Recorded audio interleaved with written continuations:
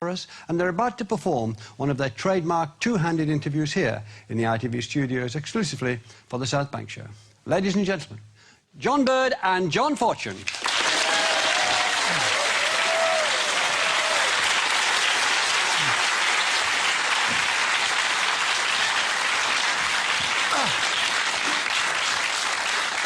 George Parr, you are an investment banker. I am, yes. Yes.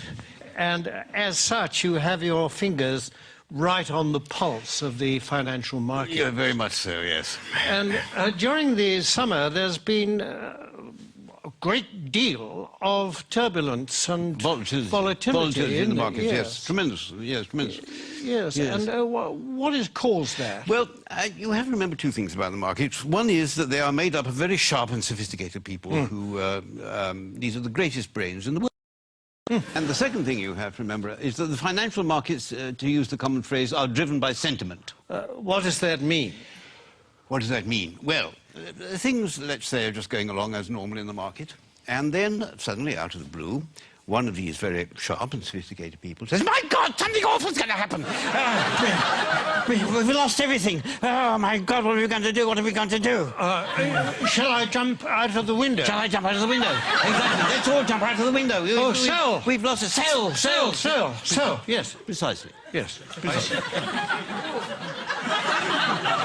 And then a few days later, this same sophisticated person says, "You know, I think things are going rather well." And everybody says, "Yes, I agree with you. I think we're rich. We're rich. Yes. We're rich. Yes. Buy. Buy, yes. Yes, and that's what we call market sentiment. Yes. Surely we are exaggerating just a bit, aren't well, we? I don't know. I mean, in August, in the middle of August this year, when the market absolutely plunged in London, a well-known city firm, State Street Global Markets, issued a statement in which it said, and I quote, "Market participants don't know whether to buy on the rumour and sell on the news, do the opposite, do both, or do neither, depending on which way the wind is blowing," unquote.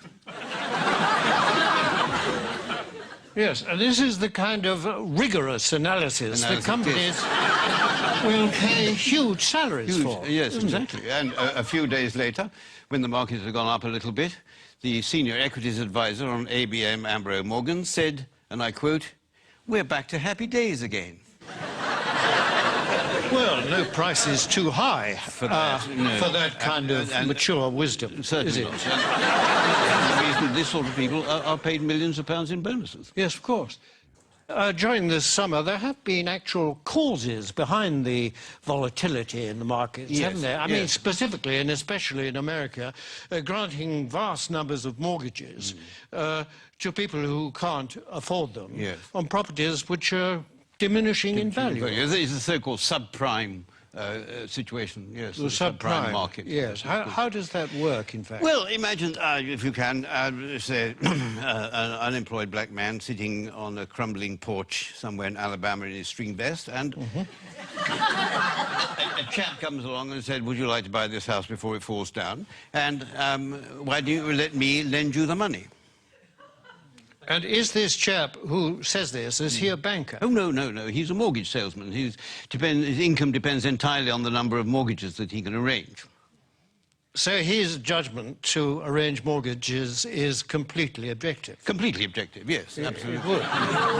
Yes. And what happens next? Well, then this debt, this mortgage, is taken, bought by a bank and packaged together on Wall Street with a lot of other similar debts. Without going into much detail about what is actually... Without going into any detail, no, it's far too boring. And so this is put into a package of debt, and then it's moved on to Wall Street, and this is extraordinary what happens then, that somehow this package of dodgy debts stops being a package of dodgy debts and starts being what we call a structured investment vehicle. And SIV? An SIV, exactly, yes. Yes, I see. And then someone like you comes along and buys it. I buy it, yes, and then I will ring up, I don't know, somebody in Tokyo and say, "Look, I've got this package, do you want to buy it?"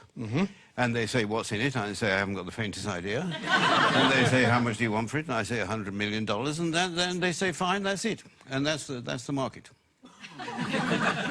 And presumably this package, I mean, that kind of thing can happen several times to the same yes, it could package. possibly, yes. And every time it does, of course, then you, or someone like you, will get a fee and a markup. And a profit, yes. And so well, you on. can't expect us to do it for nothing. It's hard work.